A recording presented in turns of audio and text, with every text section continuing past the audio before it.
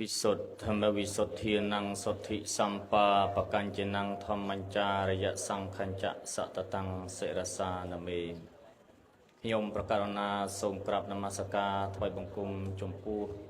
พระเจนสรีตรงบริสุทธิ์โดยวิเศษยังจุนมันบริสุทธิ์โดยบริสุทธิ์พองยมประการนาทรงกราบนมัสการถวายบังคมจมพูพระนปลุกตระโทมือนเลือโดยพระปริยัติทวพองยมประการนาทรงกราบนมัสการถวายบังคมจมพูพระอริยสงฆ์โดยเสรสาคือตะบงสอบสอบกายมการนากุทรงกราบนมัสการถวายบังคมจมพูพระมหาเถระกรุพระองค์หนึ่งสมทวสกรีรบอ่านจมพูลมจักรโดมีอายุกรุพระองค์จำเริญพอโยมยิดพุทธบริษัทสรีพระตังอ้อจีพิเศษเนครู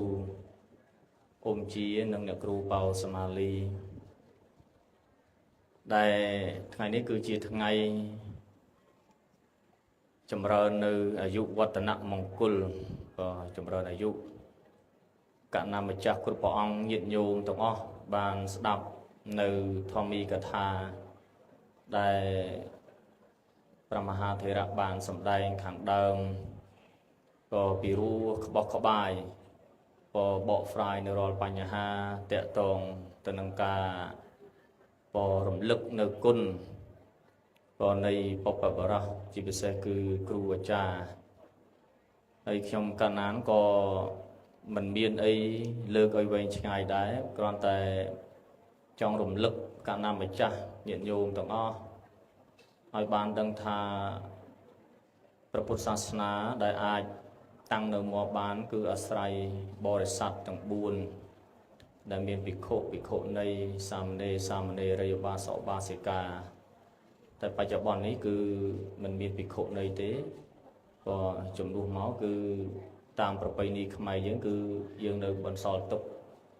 ញោមដូនជីក៏នៅខាងថៃខាងភូមាក៏នៅមានដូនជីដែលឡែកនៅខាងស្រីលង្កា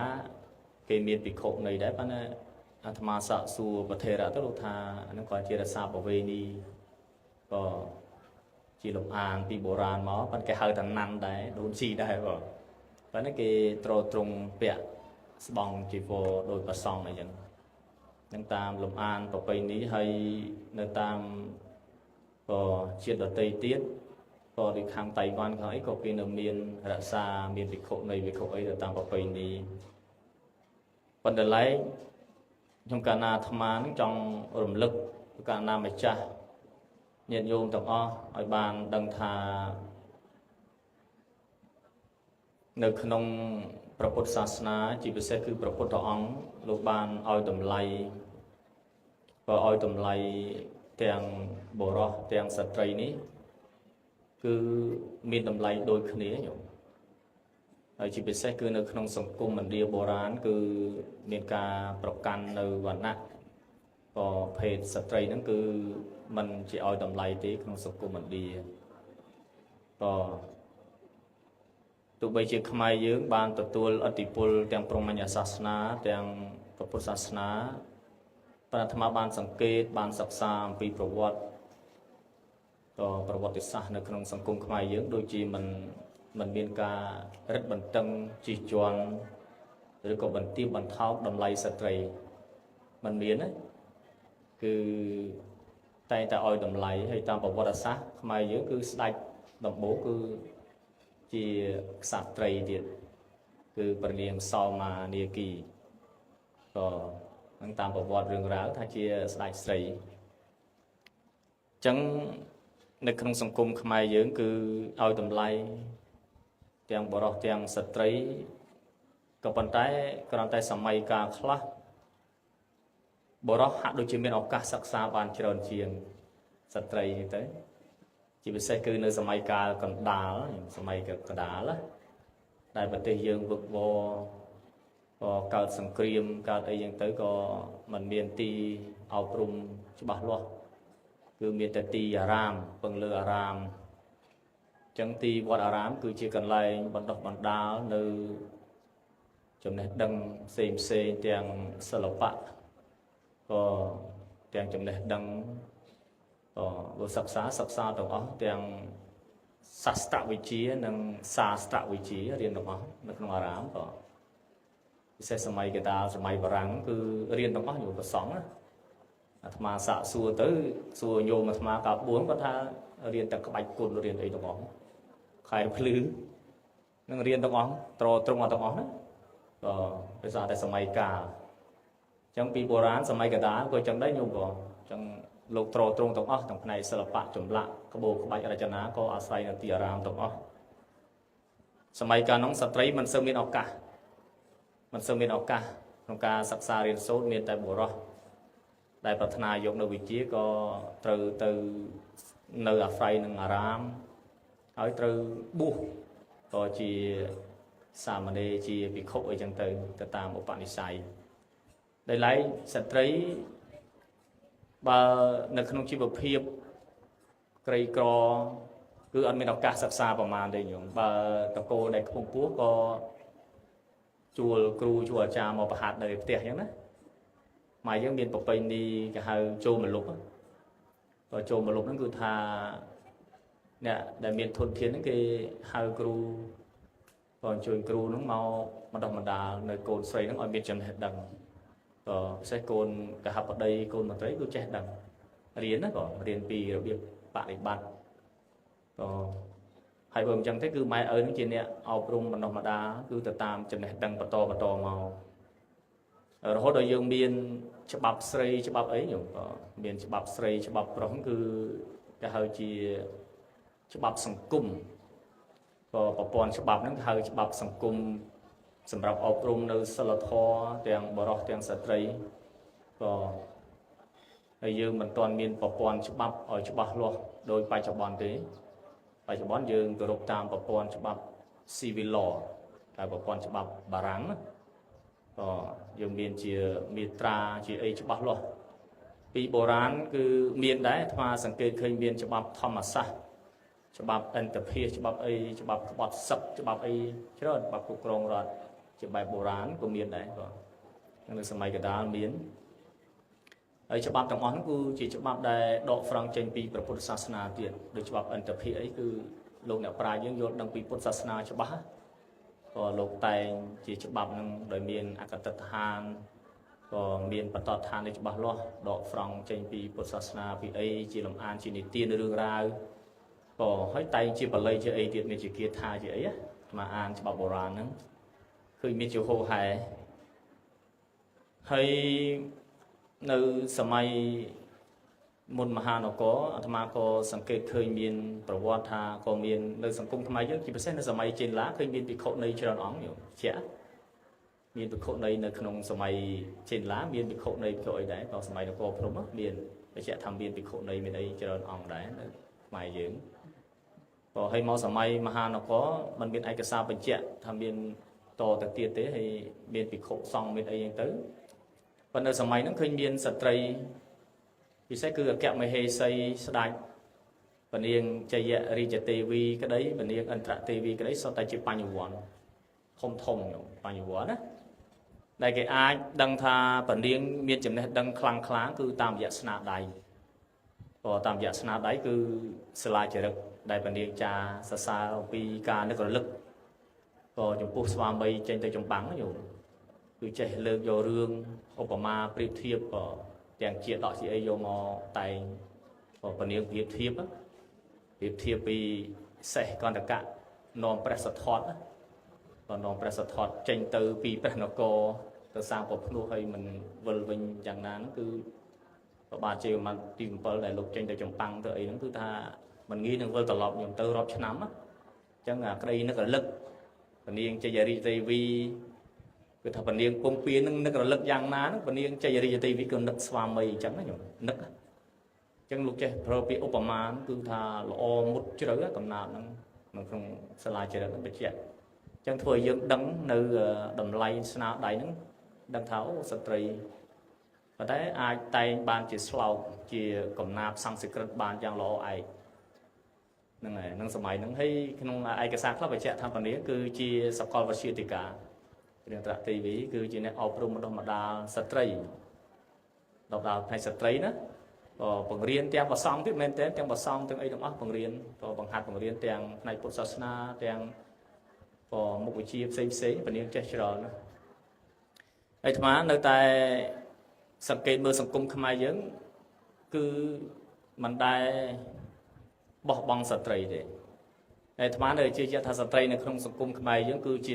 ជាមនុស្សដែលមានឥទ្ធិពលជាងគេញោមជឿចឹងអត់ជាមនុស្សដែលមានអំណាចអំណាចញោមណារហូតដល់មាន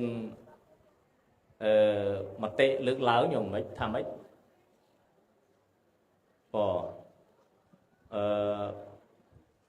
ប្រពន្ធសាក់3ប្តីសាក់1ហ្នឹងហ្នឹង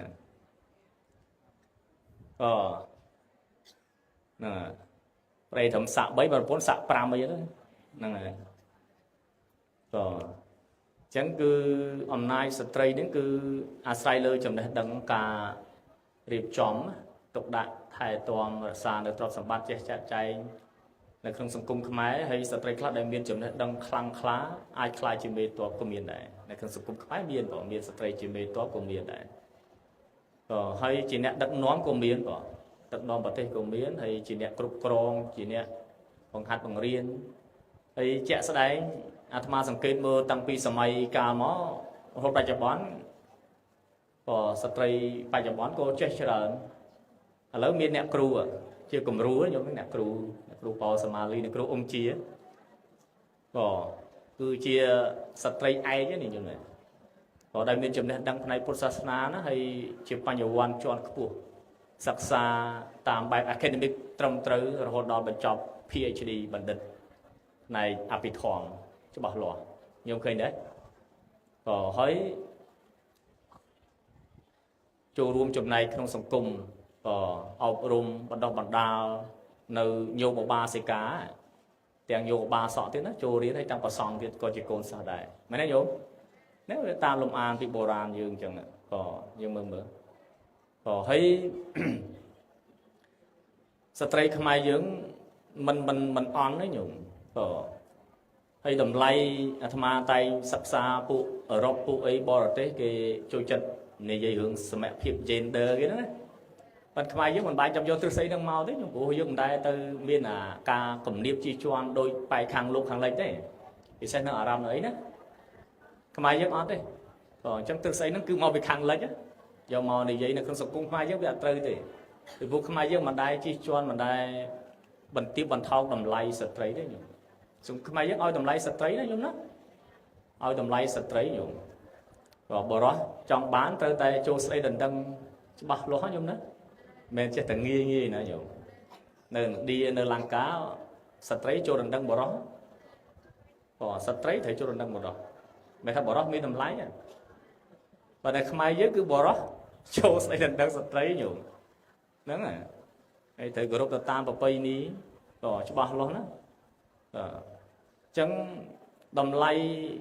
ស្ត្រីក៏ដោយបរោះក៏ដោយគឺអាស្រ័យលើចំណេះដឹងញោមបើយើងអត់មានចំណេះដឹងចង់ឲ្យមានតម្លៃត្រង់ណាញោមមែនទេញោមណាជាបុគ្គលណាក៏ដោយបើមិនថាយើងអត់មានចំណេះដឹងអាតម្លៃហ្នឹងអត់ដូចគ្នាទេញោមតម្លៃណាអញ្ចឹងបាននៅក្នុងស្លោកសង្ស្ក្រឹតលោកថាវិទ្វត្វមយឬបត្តវមយណៃវតុលយំកតាចឹងណាស្វតេសេពូជតិរាចាវិទ្វានសារវត្រពូជតិលោកថាភាពជាអ្នកប្រាជ្ញវិទ្វត្វមយភាពជាអ្នកប្រាជ្ញឬបត្តវមយភាពជាស្ដេចជាអ្នកដឹកនាំណៃវតុលយំកតាចឹងគឺមានតម្លៃមិនដូចគ្នាទេនៃវតុលយមកតាចឹងមានតម្លៃមិនដូចគ្នាទេមិនស្មើគ្នាទេស្វតេសេពូជតិរាចាស្ដេចហ្នឹងគេបូជាតែនៅក្នុងដែនក្នុងប្រទេសរបស់ខ្លួនទេញោមស្វតេសេដល់ពេលតម្លៃអ្នកប្រាជ្ញយ៉ាងម៉េចញោមវិទ្វានសារវត្រពូជតិវិទ្វានគឺសម្ដៅអ្នកប្រាជ្ញអ្នកចេះដឹងអ្នកមានចំណេះសារវត្រគឺគ្រប់ទីកន្លែងញោមក៏សារវត្រញោមណា ក៏សារវត្តគឺគ្រប់ទីកន្លែងគឺអ្នកប្រាជ្ញគឺគេបូជាគ្រប់ទីកន្លែងក៏ចង់ភាពជាអ្នកប្រាជ្ញមិនថាបុរសមិនថាស្ត្រីទេអញ្ចឹងគឺគេឲ្យតម្លៃហើយត្រូវបានគេលើកតម្កើងលើកទូលក៏ហើយគោរពបូជាដោយអ្នកគ្រូអញ្ចឹងមិនអញ្ចឹងណាមែនទេញោមណាញោមជាសិស្សគោរពបូជាក៏តម្លៃស្ត្រីនឹងហើយស្ត្រីខ្មែរយើងបានចូលរួមចំណែកច្រើនណាស់អាត្មាចេះតែនឹកក្នុងចិត្តថាចង់ឲ្យសង្គមខ្មែរយើងចូលរួមចំណែកលើកតម្កើងនៅដូនជីញោមគួរតែមានសមាគមមានច្បាស់លាស់ផ្នែកដូនជីដើម្បីអនុគ្រោះបង្កើតជាសមាគមជាសំណាក់ដូនជីអញ្ចឹងដើម្បីអនុគ្រោះដល់យុវតីដល់ក្មេងស្រីញោមណាក៏ពីព្រោះថាពេលខ្លះទៅបើយើងមានសំណាក់អប់រំច្បាស់លាស់បើវត្តអារាមយើងឲ្យតម្លៃយើងបានតែប្រសង់បានតែសាមណេរអញ្ចឹងទៅបានចុះក្មេងស្រីដែលប្រាថ្នាចង់បដិបត្តិចង់គោរពចង់សិក្សាពីពុទ្ធសាសនាបើសិនបើយើងមានសំណាក់ដូនជីច្បាស់លាស់អាត្មាថាល្អក៏ហើយប្រទេសខ្លះគឺគេមានបែងចែកទៅញោមណាបែងចែកសាលាសម្រាប់បុរសសម្រាប់ស្ត្រីតែសារតែស្ត្រីខ្លះមានភាពអៀនខ្មាស់អៀនអីចឹងទៅពិបាកក្នុងការសិក្សាជាមួយនឹងក្មេងប្រុសរហូតដល់គេចែកសាលាក៏មានដែរញោមប្រទេសខ្លះណាដល់គេបែងចែកមានសាលាបុរសសាលាស្ត្រីទៀតក៏មានហើយសង្គមខ្មែរយើងបើយើងមានជាសំណាក់ដូនជីច្បាស់លាស់ហើយមានញោមជាបញ្ញវន្តក៏ជាអ្នកចេះដឹងក៏អប់រំបណ្ដុះបណ្ដាលអាត្មាថាល្អណាស់ហើយក្មេងប្រុសក៏ដោយក្មេងស្រីក៏ដោយគឺត្រូវការអប់រំសិលធម៌ដូចគ្នាមែនទេញោមណាក៏មានសិទ្ធិក្នុងការសិក្សាហើយមានសិទ្ធិក្នុងការបប្រតិបត្តិនៅព្រះពុទ្ធវចនៈហើយពាក្យព្រានបដៅរបស់ព្រះពុទ្ធនេះបើយើងត្រឹមតែស្ដាប់ឬត្រឹមតែឮហើយត្រឹមតែឃើញទៅតាមការគោរពប្រតិបត្តិចាស់ឃើញទៅវត្តក៏ឃើញឲ្យទានឃើញអីយើងសម្គាល់ថានេះជាពុទ្ធសាសនាហើយយើងធ្វើតគ្នាតែប៉ុណ្្នឹងអានោះដូចមិនទាន់ចំខ្លឹមនៅឡើយទេស្មានថាបើមិនតែចង់ឲ្យពុទ្ធសាសនានឹងជ្រាបក៏តតែមានការសិក្សាឲ្យច្បាស់លាស់ក៏សិក្សាឲ្យច្បាស់លាស់ទៅតាមកម្រិតណាក៏ step by step ក៏ហ្នឹងហើយក្មេងស្រីក៏ប៉ុន្តែត្រូវអាចមានសទ្ធាចង់មកបប្រតិបត្តិបុស្សជាដូនជីក៏មួយសប្តាហ៍ពីរសប្តាហ៍អីក៏បានអ្នកគ្រូអញ្ចឹងណាក៏អាចបប្រតិបត្តិដូចយ៉ាងដែរសាមណេរលោកមានសទ្ធាជ្រះថ្លាចង់ផ្សារភ្ជាប់នៅបនិស័យហ្នឹងក៏អាចបុស្សសិក្សាបើបានរហូតក៏ជ្រះថ្លាទៅបើបានរយៈពេលណាមួយក៏ល្អឲ្យតែបានចូលមកកាន់សំណាក់ពុទ្ធសាសនាហ្នឹងហើយបានសិក្សាខ្លះឲ្យយល់ដឹងណាក៏ហើយតែមកបុស្សបប្រតិបត្តិបានសិក្សាបានពាល់ត្រូវខ្លះក៏ពីដំណើរជីវិតពិតណាកុំឲ្យឃើញតែពីខាងក្រៅខ្ញុំឃើញពីខាងក្រៅឃើញជីវិតអ្នកបុស្សហ្នឹងក៏ជីវិតដូនជីអាត្មាឃើញនៅសង្គមយើងប៉ុន្តែមិនជាទូទៅទេហើយអ្នកដែលរៀបគុណហ្នឹងអាត្មាថាមិនមែនជាអ្នកសិក្សាមិនមែនជាអ្នកយល់អំពីដំណើរពិតនៃសង្គមខ្មែរទេអ្នកខ្លះចូលចិត្តយល់រិះគន់ឃើញស្ត្រីភេទខ្ញុំឃើញស្ត្រីហ្នឹងមកបួសជាដូនជីចាប់ដើមរិះថាខូចចិត្តថាអញ្ចឹងអាត្មាថាមិនគួរឲ្យមានពាក្យហ្នឹងតទៅទៀតទេគួរតែលើកតម្កើងខ្ញុំទោះបីជាមានការខូចចិត្តឲ្យមកបួសហ្នឹងរាប់ត្រូវខ្ញុំមិនអញ្ចឹងហើយមិនយើងទៅរិះគន់មិនគូមិនក៏មិនលើកទឹកចិត្តបន្ថែមថាអូគាត់បានយល់ត្រូវទេមករកផ្លូវត្រូវឃើញក៏បានមកបុះក្នុងសំណាក់ដូនជីរកផ្លូវត្រូវចុះបើចិត្តទៅលូតទឹកទៅចងកអាហ្នឹងមិនវិញมันខាតនៅធនធានមនុស្សហើយចុះបើគ្នាបានមកសាងភ្នោះបុះជាដូនជីមិនក៏យើងទៅរិះគន់ទៅថាអញ្ចេះថាអញ្ចុះអាត្មាថាបើនៅក្នុងតម្លៃភាពជាខ្មែរមិនគួរឲ្យមានអាពាក្យអញ្ចឹងអាត្មាមើលទៅកុំឲ្យវាត្រូវតាមអាដំណៀលក៏ខ្មែរយើងកុំឲ្យគេថាត្រូវពេកណាយើងគួរតែចេះឲ្យតម្លៃគ្នាចេះលើកតម្កើងគ្នាកុំជួយចិត្តហែកញោមយើងហែកចឹងឆាប់ញោមហែកចឹងហ្នឹងហើយយើងអត់សូវចេះឲ្យតម្លៃយើងចេះលើកតម្កើងគ្នាទៅញោមជាតិយើង ក៏ខ្មែរយើងតាមិនជាតិដតីណាញោមគ្រាន់តែពេលខ្លះមានសម្បល់សខ្លះខ្មៅខ្លះមែនទេញោមប៉ុន្តែជាខ្មែរណាសក៏ដោយខ្មៅក៏ដោយប៉ុន្តែបើកើតលើទឹកដីខ្មែរគឺខ្មែរហើយញោមអត់មានប្រកាន់នេះទៀតទេមិនចឹងព្រោះកើតលើទឹកដីហ្នឹងហើយមិនចឹងអាត្មាក៏ពណ៌សដែរប៉ុន្តែប្រវត្តិខ្មែរថាសម្បល់ស្អែមសក់រួយគៀតដែរឥឡូវរហូតតាទៀតលើគឺសអស់ហើយហ្នឹងហើយបើកើតលើទឹកដីណាខ្មែរហើយញោមវាតាទៀតបើមិនខ្មែរហើយបើកើតឈាមជ័រជាខ្មែរហើយនិយាយខ្មែរហើយគាត់នឹងសដល់ស្បែកដែរមិនអញ្ចឹងញោមណាញោមហើយបើយើងធ្វើឲ្យទៅជាខ្មែរទៅអស់ហើយ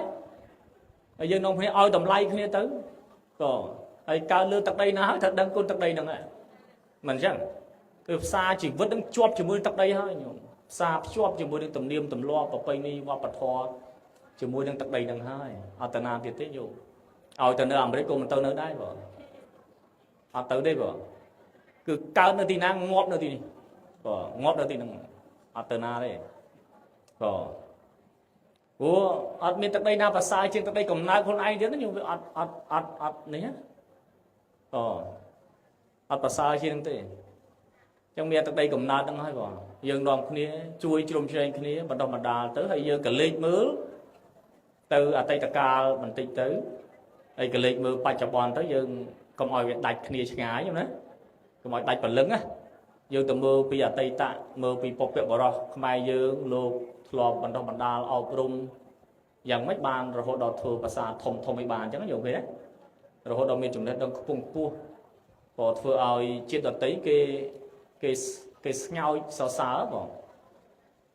ពេលដែលគេមកឃើញមកគេរត់និយាយមិនចេញខ្ញុំមិនដឹងថាសម័យកាលនោះកសាងយ៉ាងម៉េចបានអាចបន្ទប់ថ្មនឹងធំបានណាអញ្ចឹងបច្ចុប្បន្ននេះក៏មិនអន់ដែរខ្ញុំយើងចេះឲ្យតម្លៃគ្នាយើងទៅមែនទេខ្ញុំណាយើងកុំទៅនេះពេកជាតិដតីគេជាតិដតីហើយខ្ញុំគេមានវប្បធម៌គេមានអរិយធម៌ផ្សេងពីយើងហើយប្រសង់ខ្មែរយើងក៏សិក្សាដល់បណ្ឌិតអនុបណ្ឌិតជាបញ្ញវន្តជាអ្នកចេះដឹងទាំងពុទ្ធវចនៈទាំងអីទាំងអស់យើងមានការប្រតិបត្តិនៅរសារទំនៀមដ៏ល្អឯករបស់ខ្មែរទាំងការសូត្រស្វាធ្យាយនៅព្រះបាលីក៏យើងសូត្រតាមអាចលំអានខ្មែរយើងមានប្រវេណីយើងមានវប្បធម៌ច្បាស់លាស់មានពលឹងច្បាស់លាស់ហ្នឹងណាមិនគប់ពីពីណាមកទេណាញោមខ្មែរយើងណាយើងទៅទទួលស្គាល់ខ្មែរយើងមានទាំងរបៀបសូត្រធម៌ក៏យើងមានបែបរបស់ខ្មែរយើងដែរអត់មានទៅគប់ពីពីណាមកទេណាអេតិពិសោភគវាចឹងមកអត់មានភគវាទេគឺយើងមានតែលំអានហ្នឹងគឺមកតាំងពីបុរាណកាលមកញោមអត់ប្រែប្រួលទេតាំងតែពីមុនសម័យមហានគរមកនៅតែអេតិពិសោភគវាចឹងអត់មានទៅភគវាទេមិនបានភគវាពីព្រោះភាសាហ្នឹងមកចូលសរសេរនៅក្នុងអក្សរខ្មែរយើងត្រូវអានតាមបែបអក្សរខ្មែរយើងចឹងហ្នឹងអត់មានទៅអេតិពិសោភគវាទេគឺអេតិពិសោភគវានមោតស្សៈញោមឃើញទេអត់មាននមោតតៈទេអត់មាននមោតតៈភគវតោអរហតោតាមាតាមពុទ្ធតៈទេអត់ទេគឺអ្នកមោតស្សៈច្បាស់យើងមកខ្មែរនមោតស្សៈភគវតោអរហតោសម្មាសម្ពុទ្ធស្សៈម៉ែអានច្បាស់ចឹងមុតជ្រៅចឹងហ្មងអានច្បាស់ចឹងហ្មងពីព្រោះខ្មែរយើងគឺជាជាតិសាសន៍មួយដែលមានភាពអច្ឆរិយៈផ្នែកខាងសំឡេងសូរសំឡេងណាញោមខ្មែរយើងគឺមានភាពអច្ឆរិយៈអស្ចារ្យលើលោកផ្នែកខាងសូរសំឡេងគ្មានជាតិណាមួយដែលមានសំឡេងច្រើនជាងខ្មែរទេបារាំងក៏ដោយអង់គ្លេសក៏ដោយបាលីក៏ដោយសំស្ក្រឹតក៏ដោយញោមសំស្ក្រឹតមានតែ13សំឡេងទេបាលីមានតែ8សំឡេងទេញោមខ្មែរយើងមានប្រមាណសំឡេងញោមលើសពី20សំឡេងណា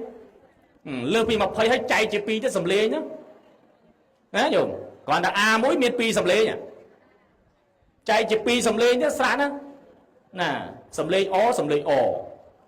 ចឹងចែកជា2សំឡេងទៀតឃើញទេញោមអញ្ចឹងចង់បត់តាណាក៏បានដែរព្រោះយើងអាចឆារិយៈផ្នែកសំឡេងអញ្ចឹងបានខ្មែរយើងរៀនបាលីក៏បានរៀនសំស្ក្រឹតក៏បានរៀនចិនក៏បានរៀនយួនក៏បានរៀនថៃក៏បានរៀនអង់គ្លេសក៏បានរៀនបារាំងក៏បានដែរ រៀនបានទាំងអស់ហើយបត់បែនបានទាំងអស់អានឲ្យដូចទៀតប្រាប់តែម្ដងឬពីរដងថាត្រូវហើយអត់មានលំបាកទេប៉ុន្តែជាតិដតីគេមករៀនភាសាយើងពិបាកយំខ្មែរយើងរៀនជាតិដតីអត់មានលំបាកទេពីព្រោះអណ្ដាតខ្មែរយើងក៏លោះបានទាំងអស់គឺគ្រប់ឋាននៃអក្សរ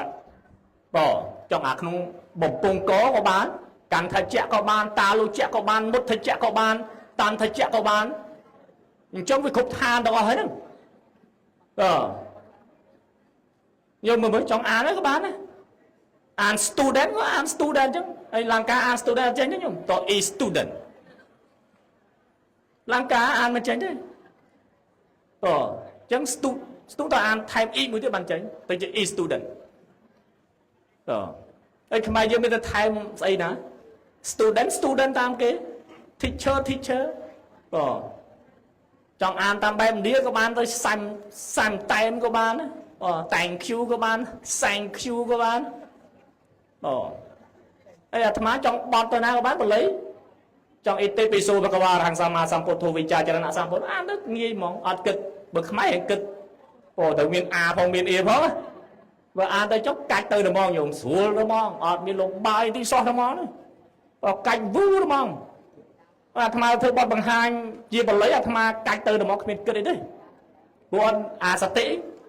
សតិហ្នឹងហើយអារឿងថាយើងអាទាំងអស់ទៅហ្នឹងហើយអ៊ីទាំងអស់ទៅអ៊ីទាំងអស់ទៅត្រូវហើយអូទាំងអស់ទៅកុំអោផងអូផងចឹងបត់ទៅវូហ្មងញោមអត់មានលំបាកអីហ្មងទៅសូត្រធម៌ជាមួយលង្កាក៏បានជាមួយឥណ្ឌាក៏បានដែរហើយជាមួយភូមិគាត់តែស្ដាប់សម្លេងទៅធ្វើសម្លេងតាមគេទៅណាមោតតភគវតោអរហតោតមាតំពុទ្ធទៅធ្វើតាមគេទៅបានហើយបើតាមលង្កាណាមោតស្សភគវតោអរហតោសម្មាសម្ពុទ្ធស្សចឹងទៅតិចទៅបត់បានទាំងអស់ហ្នឹងញោមចង់ទៅតាមណាក៏បានដែរទៅឥណ្ឌាក៏បានទៅលង្កាក៏បានទៅស្ទាយណាមួយក៏បានដែរញោមឃើញទេអណ្ដាតខ្មែរយើងវាអញ្ចឹងញោមដាតយើងវាស្រួលហើយពេលខ្លះយើងអត់ដឹងថាយើងវាអស់ចាយើងអត់ស្គាល់ខ្លួនឯងញោមហើយខំទៅអានតាមគេអាត្មាឃើញមិនចោតប្រកាន់ប្រធារអង្គណាទេខំទៅអានតាមបែបគេនោះតឹងទ្រូងអាត្មាឃើញខំទៅអានវេទនាមកញោមទៅជាសុណាខំសកត់តាមគេខ្មែរថាអត់សកត់ទេពួកខ្មែរយើងមានសម្លេងសុច្បាស់ណាសុណាតុមេផាន់ទេមិនចាំតសកត់សុនឹងសកត់មកទៅហឹងទេអត់ទេបើជាតិដតីគេត្រូវសកត់បើមិនសកត់ទៅជាតោណាញោមទៅជាតោណាហើយទៅជាតោណាតុមេហើយតសកត់ខ្លាំងណាស់បានចេញអសសណាបើមិនទឹកជាតរបស់តាទុដល់ហ្នឹងហើយអត់មានសាធុទេហើយយើងអត់មានសកត់ទេញោមសំលេងខ្មែរយើងគឺអានទៅស្វាធម្មតាតាមករុលហុអត់មានលំបាកអីតរសោះអត់មានទៅប្រឹងទេហើយមិនបាច់ចាំប្រឹងអានតាមជាតិណាទេញោមមិនបាច់ទេអានតាមបែបខ្មែរទៅច្បាស់ហើយហើយកុំមកថាយអានតាមបែបមគ្គធៈអត់ទេមគ្គធៈគ្មានអានមគ្គធៈណាទេត្រូវមកភូមិមគ្គធៈទេអាត្មាទៅដល់ហើយមគ្គធៈប៊ីហាហ្នឹងហើយអត់មានសល់លំអានអានតាមមគ្គធៈស្អីទេឥណ្ឌាអានតាមបែបឥណ្ឌាហ្នឹងលង្កាតាមបែបលង្កាចុះលង្កាអានតាមបែបអីបើលង្កាអានតាមបែបលង្កាហើយភូមិអានតាមបែបណាគេក៏អានតាមបែបគេដែរហើយចុះថៃអានតាមបែបថៃដែរហ្នឹងពុទ្ធទាំងសលណាំង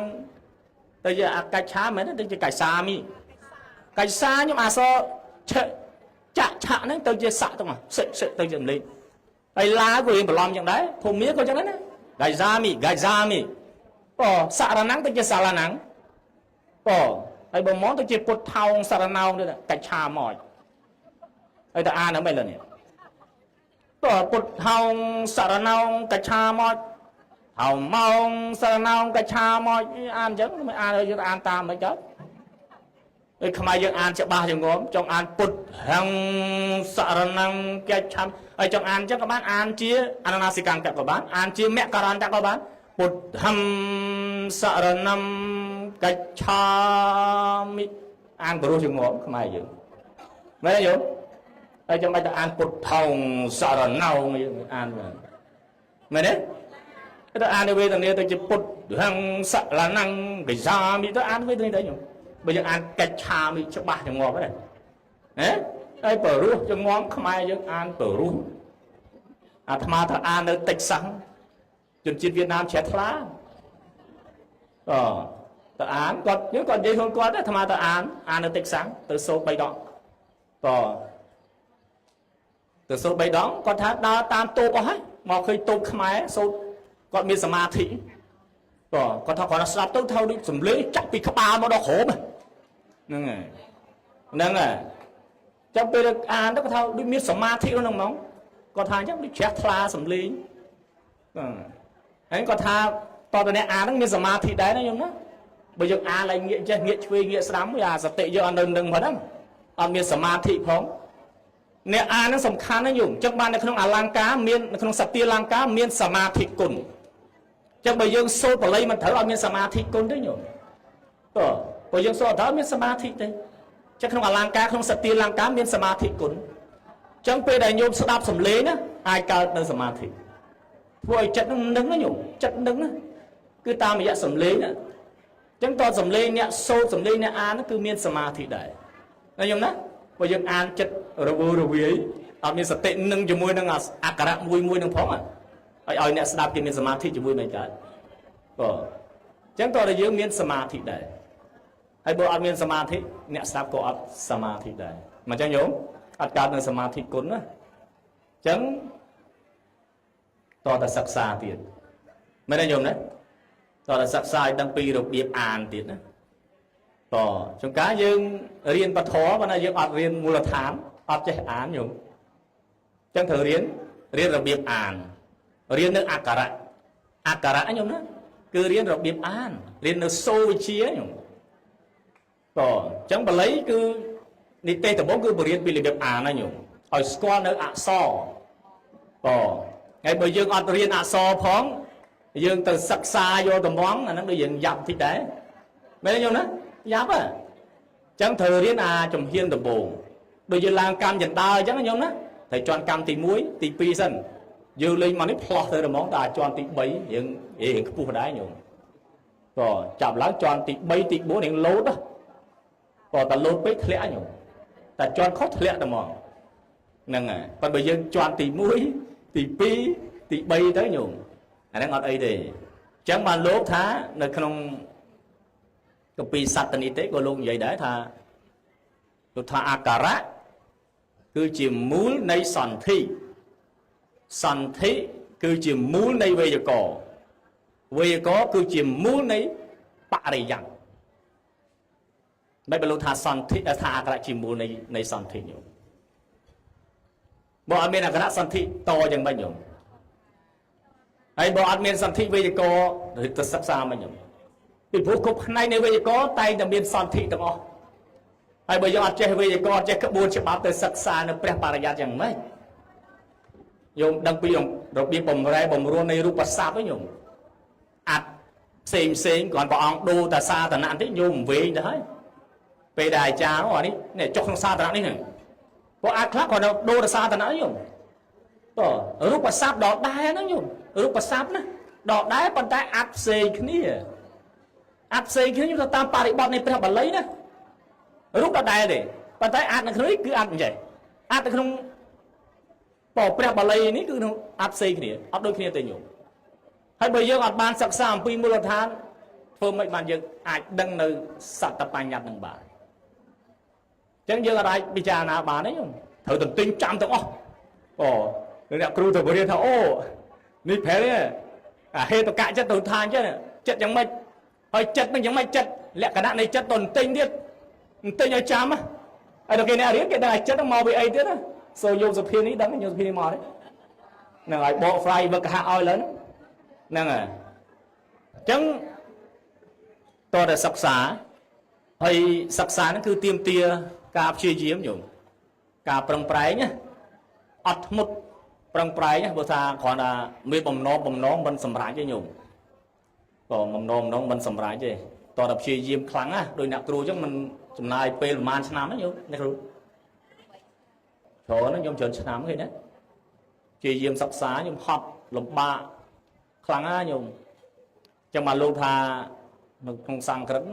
លោកថាឧទ្យមេណៃវសិទ្ធិអន្តិការយានិនមនោរថៃ ការយានិរីការងារទាំងឡាយសិទ្ធិចន្ទិរមែងសម្រាប់ឧទ្យាមេនអេវដោយការប្រឹងប្រែងមិនពិតអ្នកសិទ្ធិចន្ទិរមែងមិនសម្រាប់មโนរដ្ឋ័យដោយគ្រាន់តែមានបំណងឬគ្រាន់តែមានប្រាថ្នាញោមប៉ុន្តែអត់ប្រឹងសម្រាប់ទេញោមអត់ទេចឹងត្រូវតែមានឧទ្យាមេញោមឧទ្យាមេវិរិយអារភត្រូវតែមានសេចក្តីព្យាយាមញោមបើមានឧទ្យាមេផងអត់មានសេចក្តីព្យាយាមផងបានហើយញោមតើឧទ្យាមេណាតើឧទ្យាមេនោះថែមអេវៈទៀតណាកំណត់នៃជាអវៈធារណៈកំណត់ហ្មងក្រៅពីនោះអត់បានទេបើឧទ្យាមេនេះអេវៈទៀតញោមកំណត់គឺដោយសេចក្តីប្រឹងប្រែងតែមួយឆាងញោមបានសម្រេចមិនមែនគ្រាន់ដោយមโนរដ្ឋទេស្អីទៅមโนរដ្ឋបើមโนរដ្ឋគាត់ថាខ្ញុំចង់ខ្លាយជាអ្នកប្រាជ្ញខ្ញុំចង់ខ្លាយជាសេដ្ឋីខ្ញុំចង់ខ្លាយជានេះខ្ញុំចង់ខ្លាយជានោះហ្នឹងគ្រាន់តែបំណងហ្នឹងមិនទេញោមគ្រាន់តែមានបំណងហ្នឹងគ្រាន់តែមានហៅ dream អង់គ្លេសហៅ dream I dream about គាត់ថាសុបិនណាប៉ុន្តែបើយើងអត់ must to do អត់ធ្វើផងបានសម្រាប់ទេញោមអត់ទេអញ្ចឹងបើមានសុបិនហើយត្រូវតែចាប់ដើមទៅ start ចាប់ដើមធ្វើញោមបើចង់ចេះធម៌ទៅប្រឹងរៀនហើយបើចង់ឲ្យកើតពូជបញ្ញាក៏ចាប់ដើមបណ្ដុះពូជបញ្ញាមិនអញ្ចឹងយើងមិនថាអូខ្ញុំបណ្ណាម្ចាស់លោកអើយម្ចាស់ខ្ញុំបណ្ណាសូមឲ្យមានបញ្ញាដូចលោកម្ចាស់ហើយអត់ដែររៀនធម៌ផងក៏ដាក់ចូលសំដែងធម៌500ប្រាថ្នាបញ្ញាដើរបាត់ហើយស្ដាប់ដោយលោកម្ចាស់បុរិយថាស្ដាប់អត់គោរពផងហ្នឹងស្ដាប់ដោយគោរពបានសំពូជបញ្ញាក៏សុទ្ធតមយៈបញ្ញាណាហើយបើយើងអត់គោរពផងបានពូជបញ្ញាមកណាបើមិនដែរបណ្ដុះពូជផងបើអត់មានពូជមានផលទេខ្ញុំមានផ្លែទេក៏មិនដឹងពូជនៅណាផងបងអញ្ចឹងត្រូវបណ្ដុះពូជចាប់ដើមបណ្ដុះពូជអញ្ចឹងពូជបញ្ញាពូជចំណេះវិជ្ជាហ្នឹងគឺតើយើងចាប់ដើមបណ្ដុះ